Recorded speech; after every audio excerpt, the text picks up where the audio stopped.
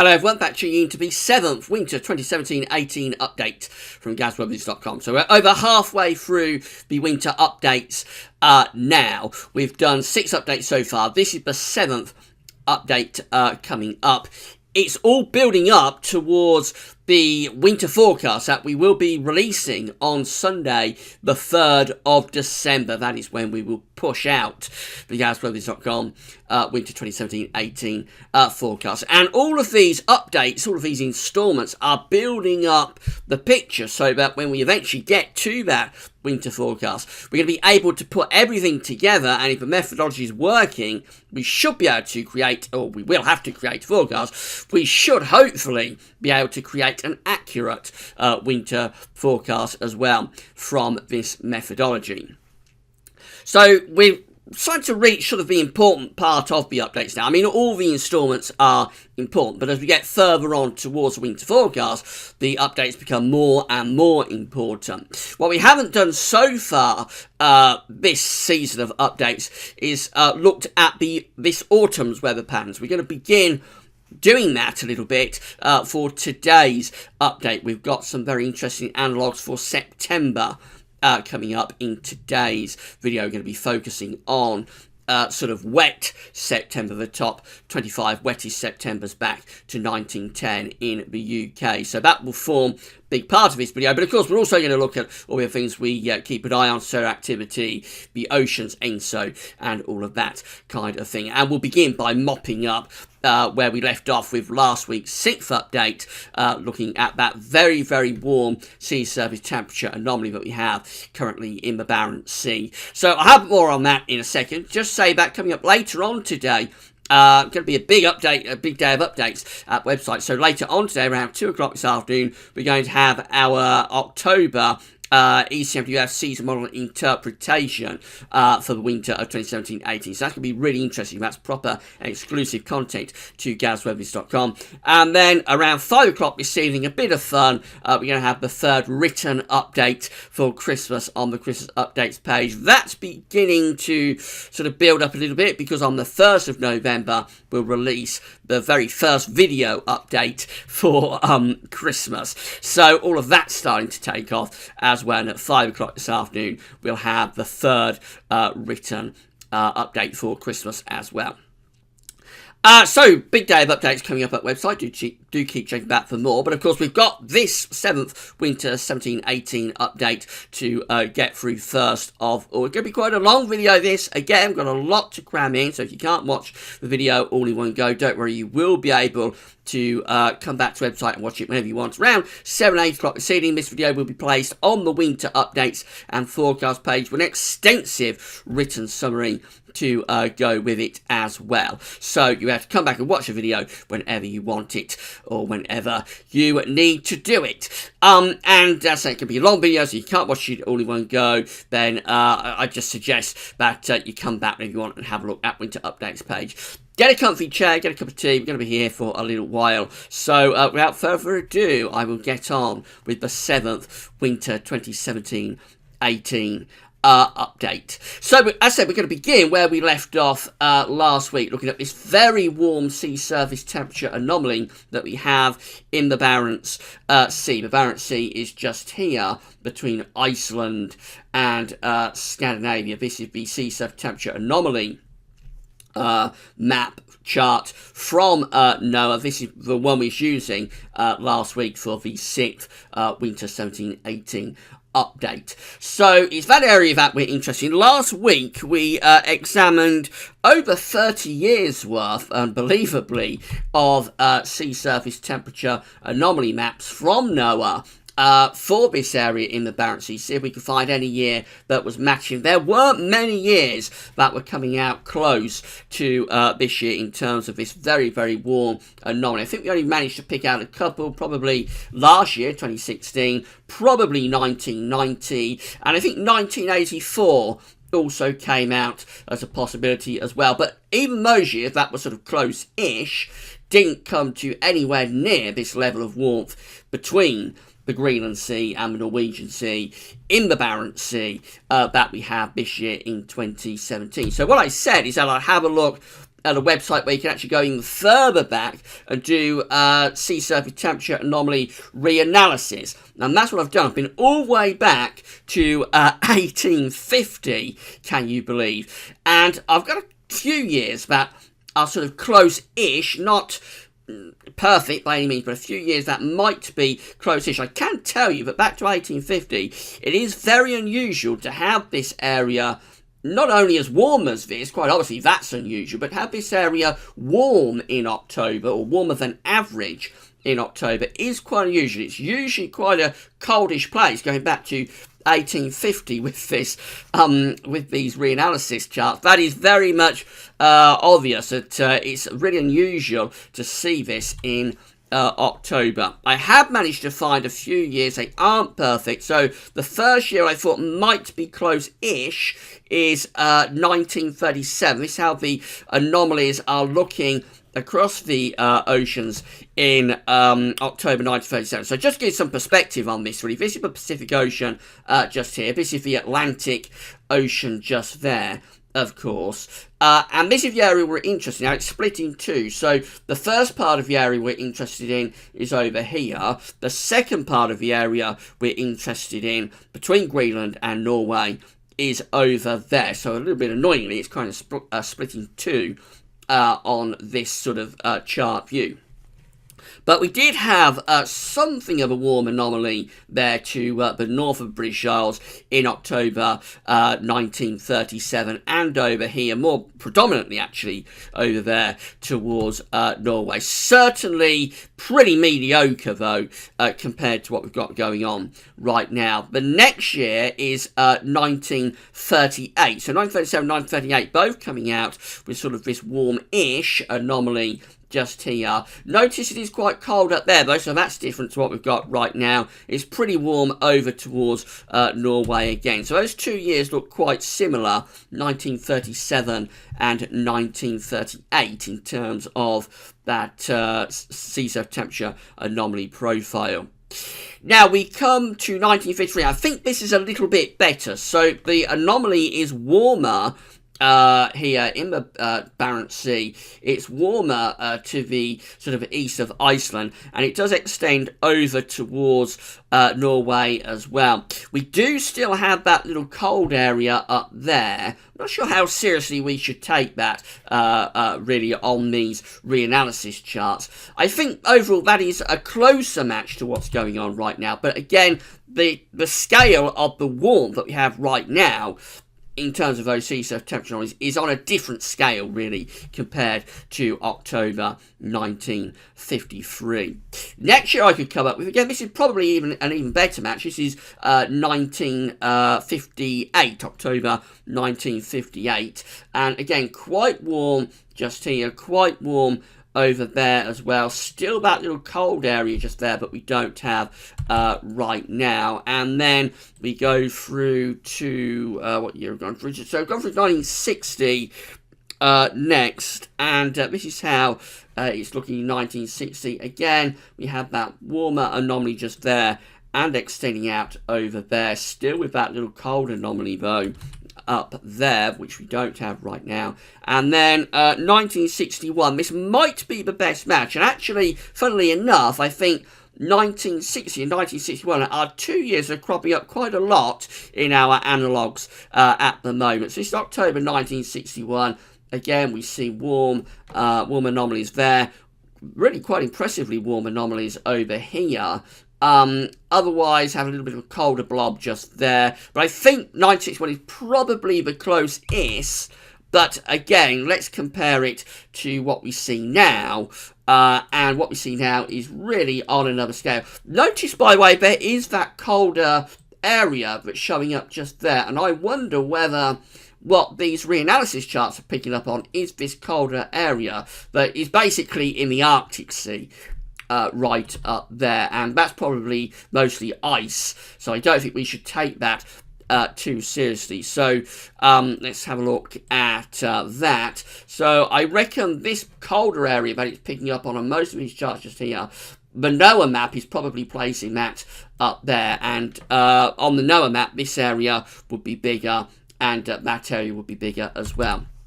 But I think out of all of these years that just looking at, there aren't many of them. I can tell you it is very rare what's happening in the Barents Sea at the moment. Out of all the years, probably 1960, that one, and 1961 could be the two that are closest to the current situation. I mean, in terms of more modern years, I think probably 1990, 1984, and last year, 2016, may be the closest as well.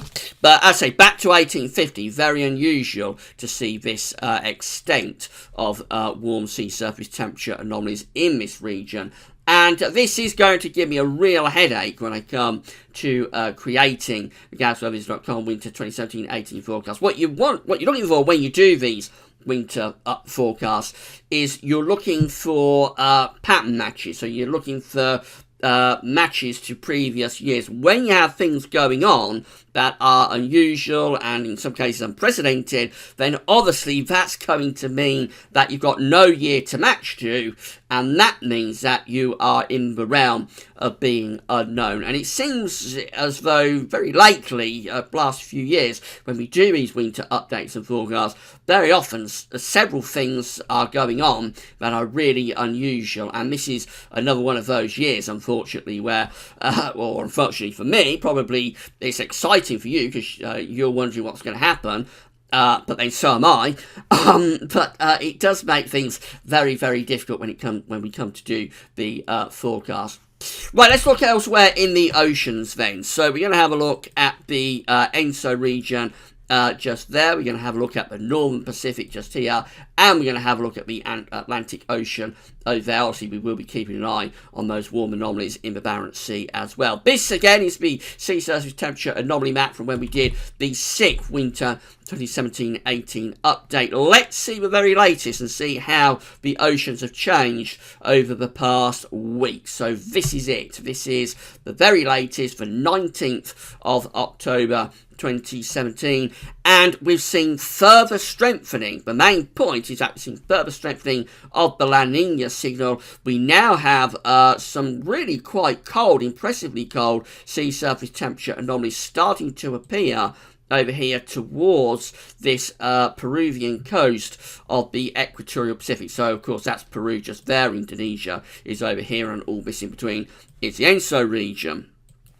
So again, if we go back and have a look at last week, that's how things were looking across the ENSO region, the equatorial Pacific Ocean last week. This is the latest. Quite honestly, all regions have cooled over the past week, but it's most particularly obvious and evident in this eastern part of the equatorial Pacific. And now, just move you down, it was slightly, in fact I can't do that, but I can tell you that now the sort of anomaly is going down. It's going under 2 degrees. It's probably heading somewhere between 2 and 3 degrees colder than average in this area just here. That is impressively cold. It is a real La Nina signal. No beating about the bush about that one. So a couple of weeks ago, La Nina had stalled a little bit in the equatorial Pacific, but it really looks like it's picking up pace once again right now. Further north in the Pacific Ocean, so again, let's go back to last week, that situation last week.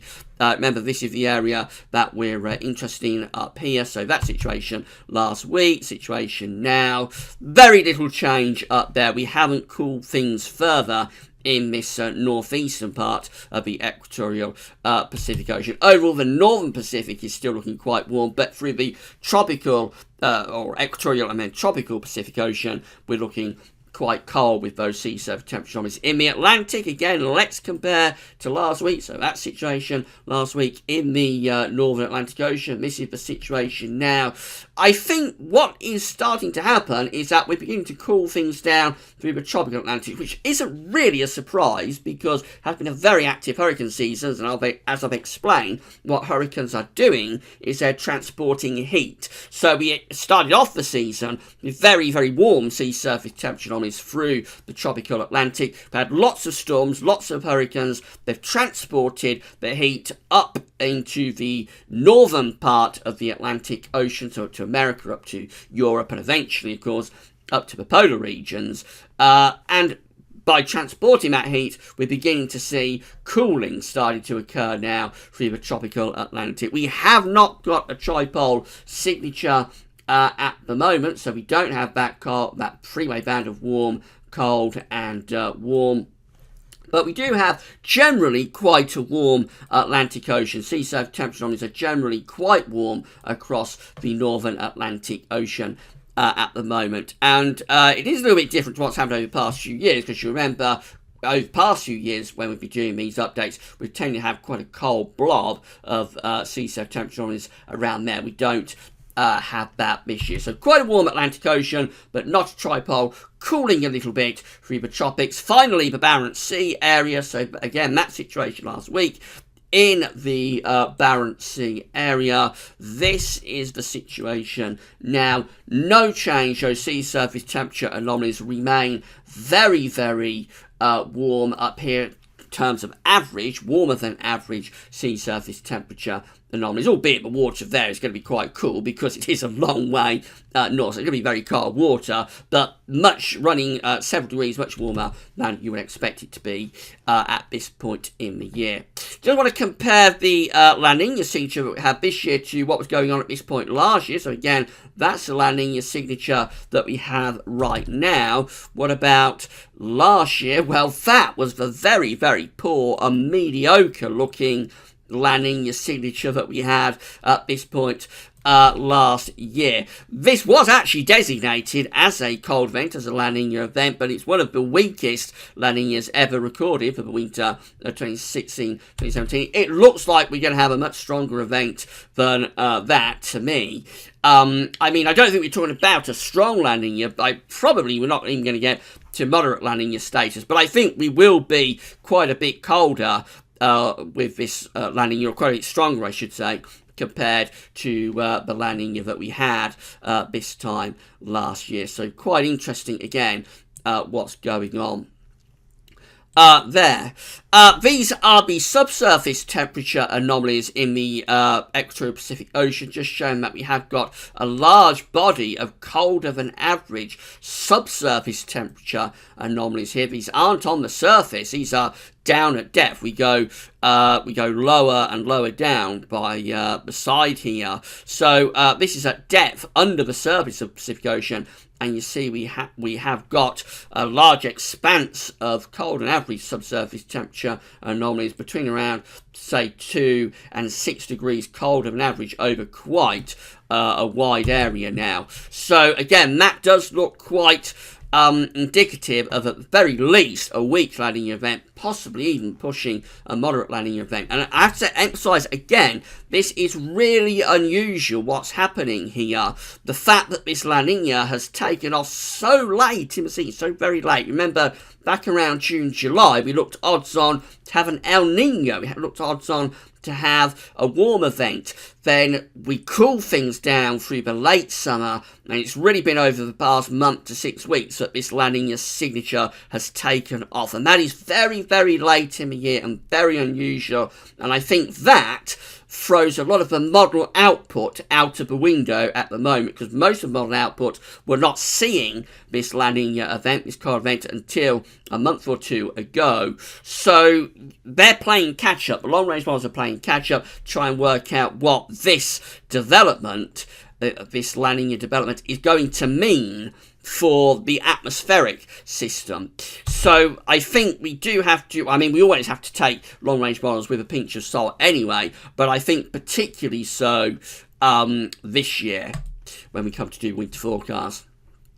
So tying in with the oceans, we've got the 2017 Atlantic hurricane season. So this is the 2017 Atlantic hurricane season page from Wikipedia. These are all of the hurricanes that have occurred through this season, of course. This one just here is Ophelia, the very latest one that affected the UK and Ireland earlier on this week. Now let's scroll down and have a look at the numbers, and these haven't changed over the past week, so everything now is where it was a week ago when we did the 6th update. So the total sort of scores on the board are total depressions coming out at 16, total storms coming out at 15, hurricanes coming out at 10, and major category 3 or above hurricanes coming out at 6. Those numbers have not changed over the past week. So things have stalled now with the 2017 hurricane season. Looks like we're shut down a little bit, possibly because the sea surface temperature anomalies have cooled a bit in the tropical Atlantic Ocean, but I don't think we can say by any means that this hurricane season is over. I wouldn't be surprised if we get a few more storms between now and say the middle part of November. In any case, this is another really big Atlantic storm hurricane season, and in November, and one of the updates in November, we'll have a look and see how this compares to those recent hurricane seasons that we've had. Okay, off to something completely different then, and solar activity next. So this is the solar disk on our side of the disk today from solarham.net. Not much to be seen. We're virtually spotless, but we have got one region of active sunspots, and this actually has lifted solar activity up to moderate levels today when I'm doing the video on the 21st of October 2017. But Solarham is reporting that this should very quickly die down. And actually, the forecast the next 3 days is to have solar activity at very low levels. This is the GasWeather's Winter Update Solar Activity Tracker from our good friend James Ackwill. This is just updated up to date. James has sent this through, and as ever, a big thanks to James for sending through the solar tracker and the analogues that you're going to see for September very shortly. So we can see the situation that's been occurring since we started the winter updates here back in the beginning of September. Seems a very long time ago now. So we have this big spike in sunspot numbers occurring just there. The orange line, by the way, is depicting solar activity, is depicting sunspot numbers. So we had this big spike in sunspot numbers at the start of September. Then we had a crash down. Then we lifted things up as we went through to the end of September. So September did come out as quite an active month. We covered this in the 6th winter update. Came out as quite an active month from a solar perspective. But now you see solar activity is down at very low levels. Those numbers of sunspots really are down at a minimal level. Some days we're getting completely spotless condition, other days we are getting a few sunspots appearing. But I mean, the activity we've got right now, and this does bring us up to date just here, is just completely dwarfed really by the activity that we had at the start of September. So it means our trend lines, which are the thick green and the thick red lines, they are moving downwards. Although this pink line just here, which is depicting solar flux, that has ticked up a little bit, but the trend lines, the main trend lines, are green and the red lines, those are still trending downwards. And I would expect October to come out significantly weaker with solar activity compared to September. I think October could be a bit of a crash compared to the spike that occurred in September. Right, let's have a look at Siberian and Russian snow cover next. So this is the situation, this was the situation last week when we did the 6th update in terms of Siberian snow cover. The snow line basically was to there. And we'd had a bit of a stall, really, compared to the week before. When we did the 5th update, we had a rapid expanse of Siberian and Russian snow cover. But when we did the 6th update last week, we had stalled against the week before. Very little cover had occurred, and in fact we had probably lost a little bit lost a little bit of snow, I should say, compared to the week before. So that situation this time last week, we did the 6th update. Let's have a look at the very latest, and this is it. So this is how things are looking now, up to the 20th of October. And you can see what's happened. We have expanded the snow cover a little bit. Oops, that's gone wrong. So that situation last week, situation now. We have expanded that snow cover across Siberia a little bit.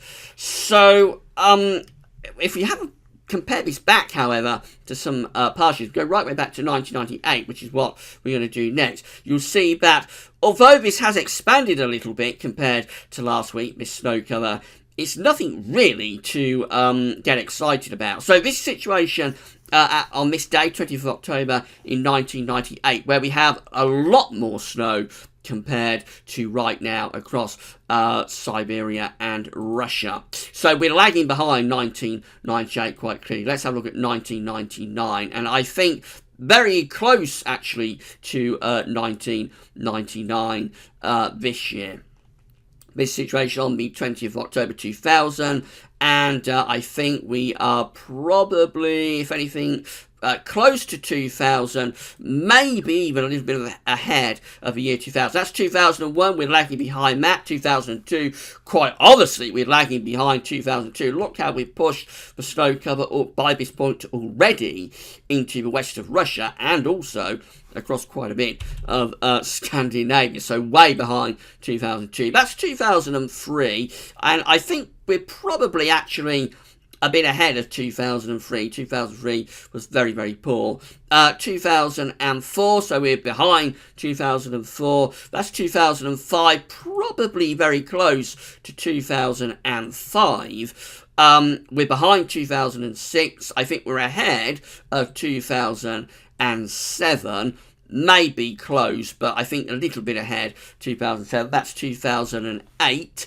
What do we think about that? So probably quite close to 2008, maybe a little bit behind. That's 2009. Now we are ahead of 2009, but something very interesting happened in 2009, very unusual in that. So this area over towards sort of eastern Siberia was really slow getting going, but notice how northern Russia, very quickly the snow cover is appearing there, and also it's extending into Scandinavia. That was a very unusual year for Russian and Siberian snow cover in 2009. So we are ahead of 2009 in terms of the Russian and Siberian part of this, but we are of course behind in terms of Scandinavia. And to me, actually, it's how quickly we get that snow cover into Scandinavia that is one of the things that I look out for. 2009 was a very interesting year. That's 2010, so probably quite close to 2010, maybe a little bit behind that now. That's 2011, when I think we are a bit ahead of 2011, or very close to it. That's 2012. This is another really interesting one in 2012, and I think we are very, very close, actually, to 2012. That might be the closest match that we've got, to be honest. Up to this point anyway. We'll go on to the final few years in a second. So we are close to 2012 at the moment. What happened in 2012 is that the final week saw, or I should say the final 5 days really, saw a surge of this snow cover into Scandinavia and also into West Russia. It happened very, very, even into Eastern Europe, I should say. And not only West Russia, but also into Eastern Europe. It happened very quickly in the closing days of 2012.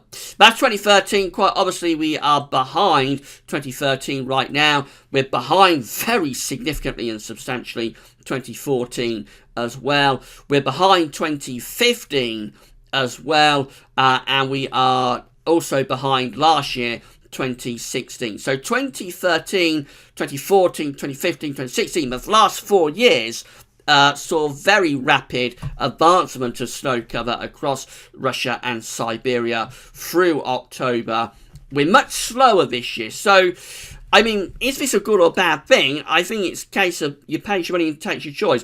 The last 4 years, when we've had this very quick advance of snow cover across Siberia and Russia, hasn't yielded anything cold in terms of our winter fortunes. Been much better generally for America and Canada, but for us in the UK and in Europe, hasn't been all that good. We are definitely doing something different this year with Siberian and Russian snow cover compared to the last 4, compared to 2013, compared to 2014, compared to 2015, and compared to 2016 as well. We're doing something different. So whether that's a good or a bad thing, I think we're still to be determined, but this is a different year in terms of how this snow cover is developing across Russia, Siberia, and we have to go back to 2012 to see a year that was developing like this at this point. 2012, 2013 was our last sort of cold winter and very cold as we got through into spring. I'm not saying that that's how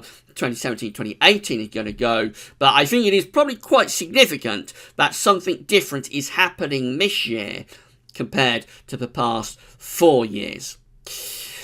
So I think there we're going to take a little bit of a pause. So I'm going to go off and water my throat, get a glass of water and have a little bit of a drink. Why don't you go off and get yourself a cup of tea and some biscuits. We'll meet back here very, very shortly in about 2 seconds.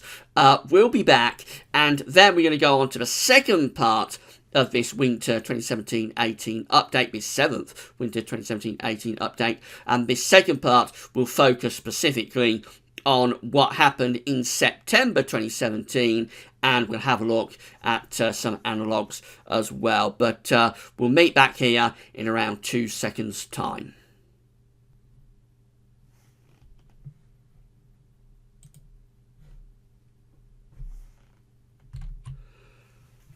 Okay, and we're back. I hope we're all suitably refreshed and raring to go. I'm just going to check to make sure that we are recording. So that's what we want. Yes, we've got the recording going again. So, as I say, this second part of the 7th winter 2017-18 update is going to focus specifically on September's weather patterns. One of the things we haven't done yet is start to explore the autumn weather patterns and see what impacts these autumn weather patterns could have on the winter, on our winter fate. Now, September was quite a strange month in some ways because the temperature was very, very close to average. There wasn't really a deviation at all. So we can't really look at temperatures. If it had been a very warm month or if it had been a really cool month, we could have had a look at that and see what that could mean. As we come out with average temperatures, there will just be far too many years to compare to. So we can't look at the temperature side of things. But it has been quite an unsettled month. It actually comes out as the 22nd wettest September on record back to 1910.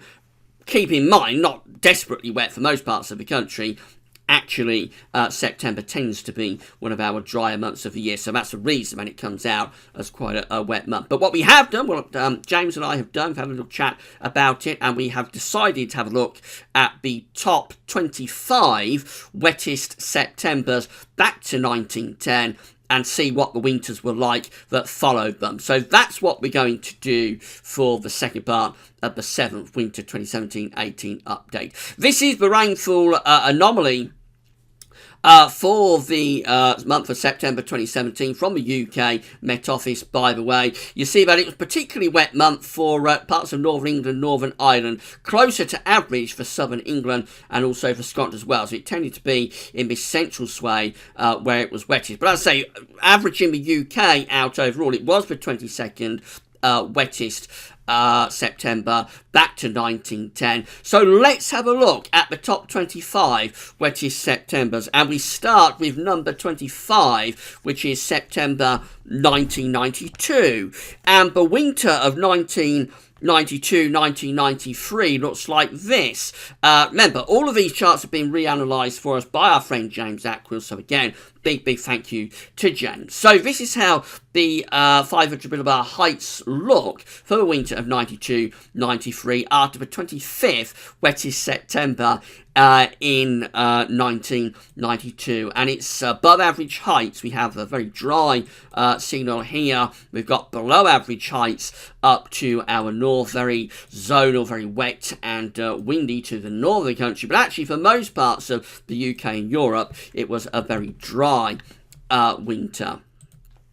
This is number 24. This is the 24th wettest September back to 1910. This is September 1982, and this one, the winter of 82-83, quite an unusual winter. The first half was quite stormy and mild and pretty zonal, but the second half actually turned quite cold in February 1983. Bear in mind, this was a big El Nino winter, the winter of 82-83.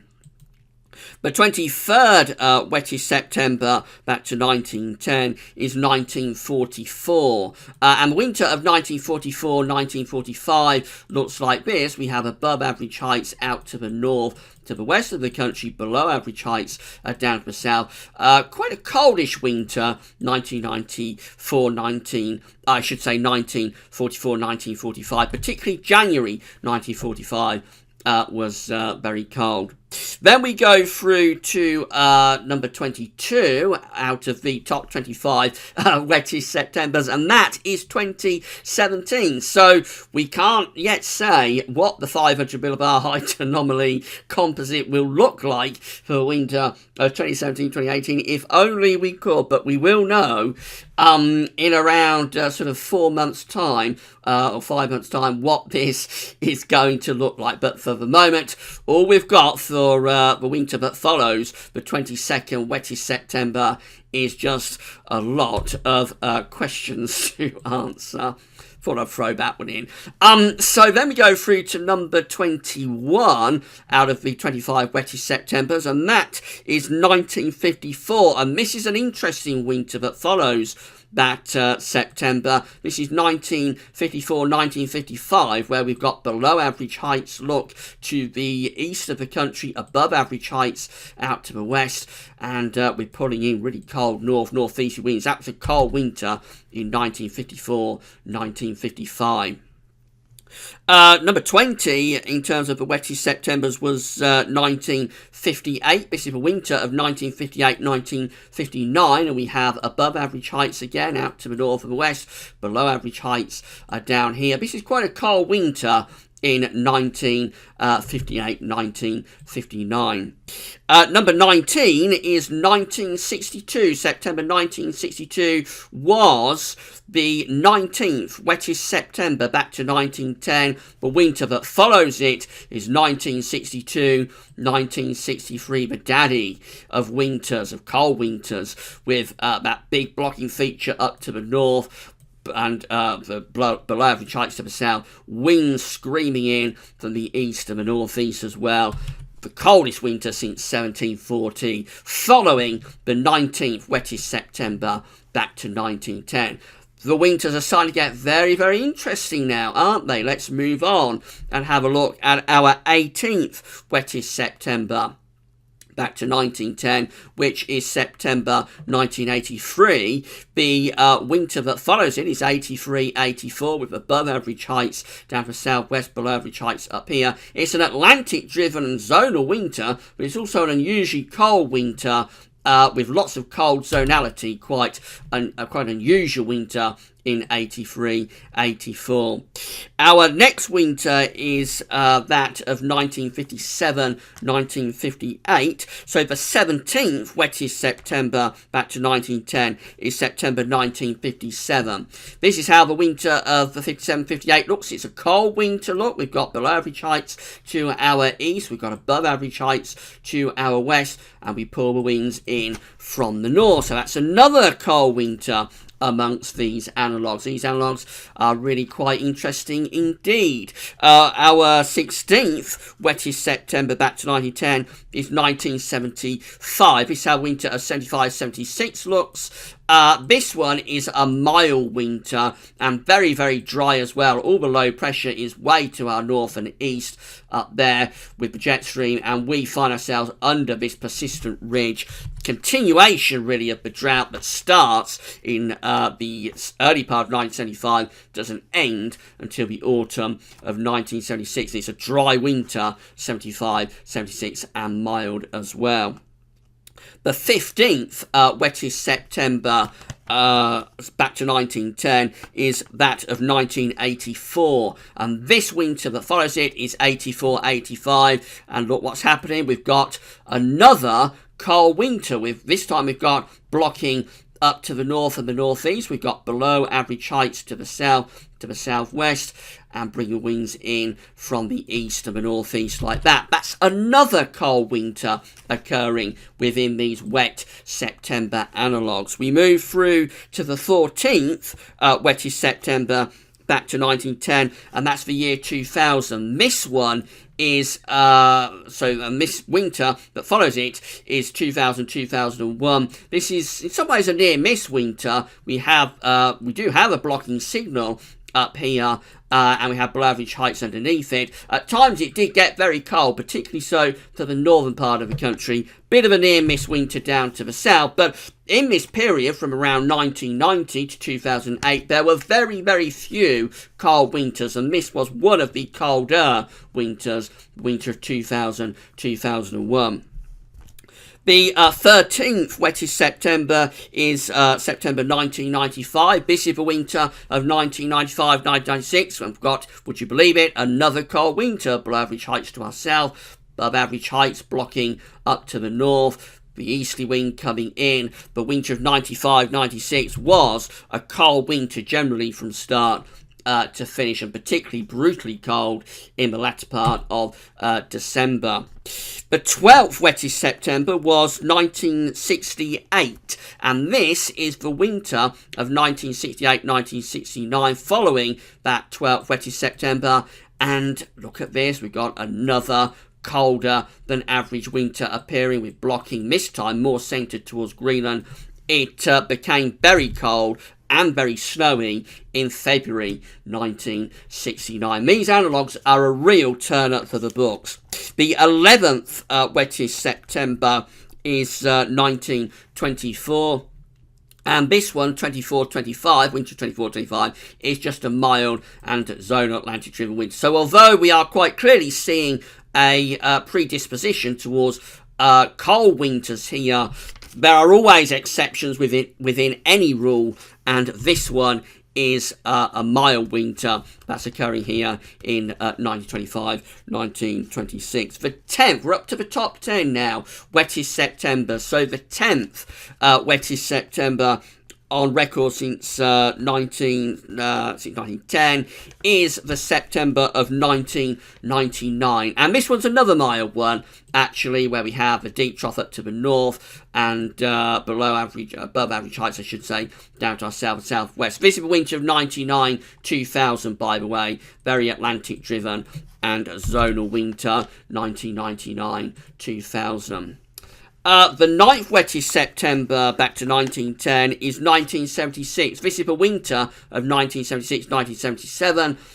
Nearly a cold winter. It was a cold December in 1976. We do have quite an extensive blocking signal.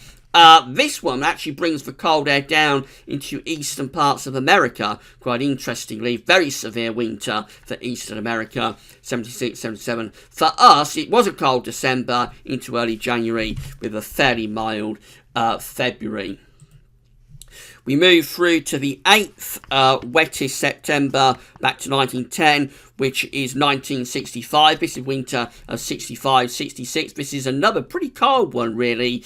It doesn't look that impressive, but we do have this area of below average heights out here. We've got blocking up to the north. This was quite cold in late December and through into January 1966 as well, and then I think it did turn a little bit milder.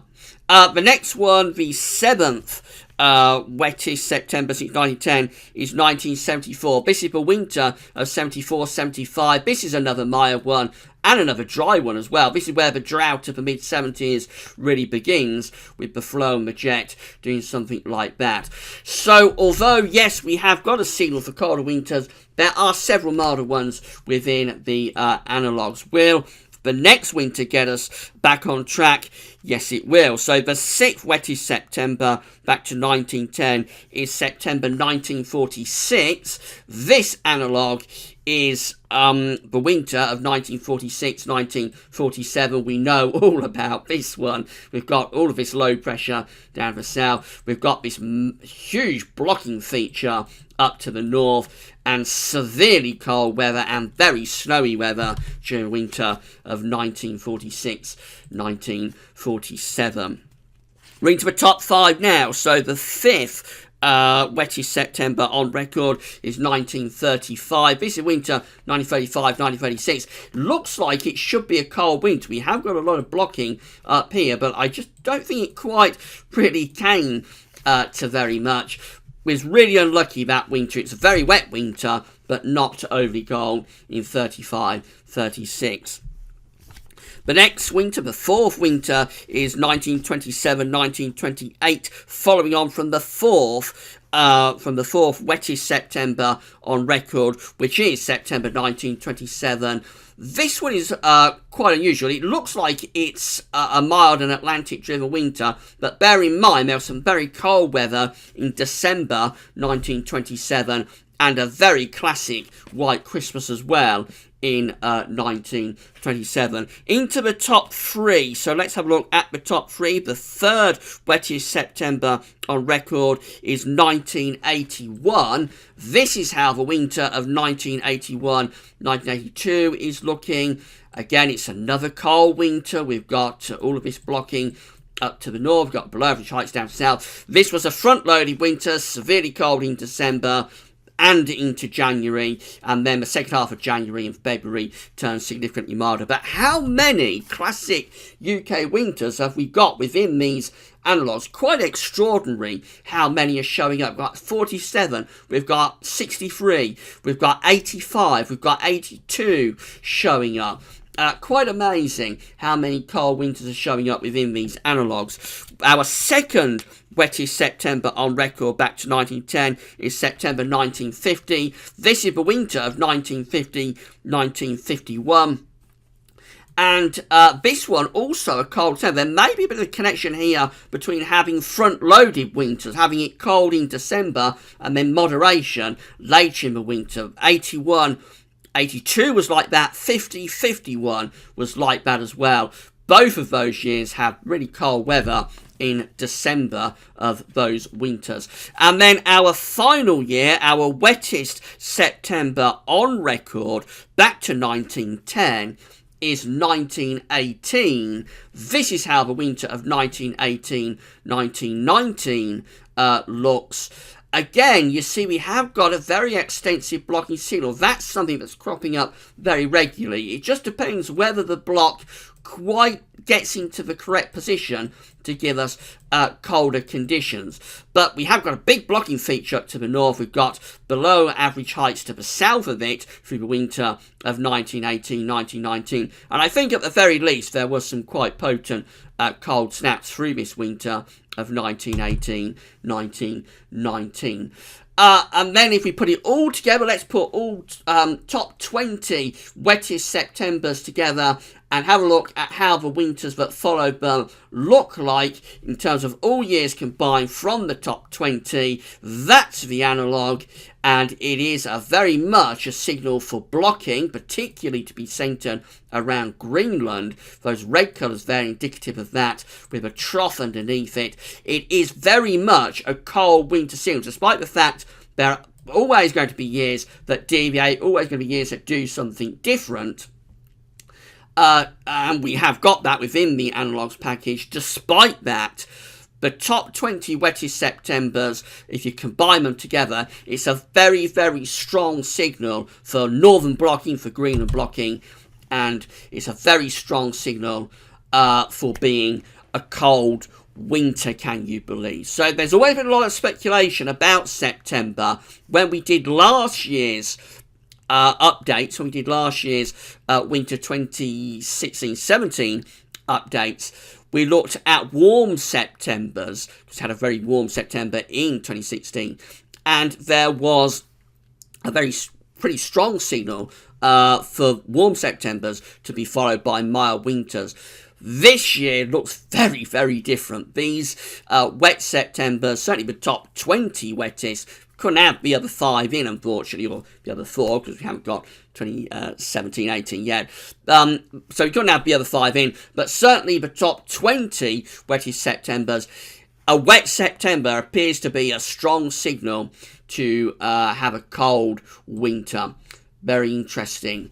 And I'm sure that is going to be food for thought. I'm sure a lot of you will be picking your ears up a bit about that and chewing it over and digesting the information that you've seen there. The number of really cold winters that are within those analogues: 47, 63, 85, and also 81, 82. I mean, the numbers of unusually cold winters that are within the analogues are greater, I think, than chance. And I do think that a wet September is quite a strong signal to have a cold winter.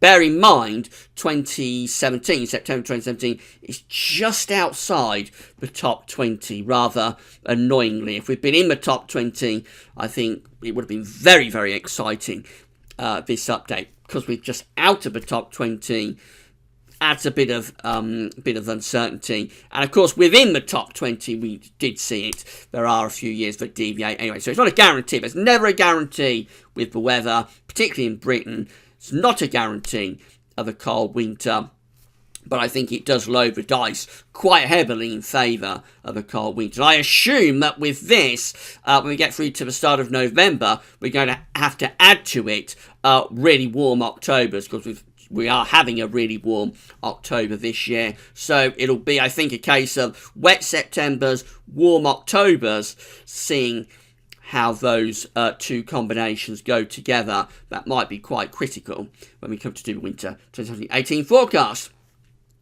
Right, I've spoken for 50 minutes. We did have a little break there, so but overall I've spoken for 50 minutes, and I hope you found it interesting and informative. This video will be placed on the winter updates and forecast page later on today, around 7 o'clock this evening, for an extensive written report just going over everything that we've discussed in the video. What else have I got to say? Oh yeah, so next week we are going to pause winter updates a little bit, and we're going to have our second seasonal model roundup. We'll get something like 11 or 12 long-range models together for only the second time this season to see what they're all showing.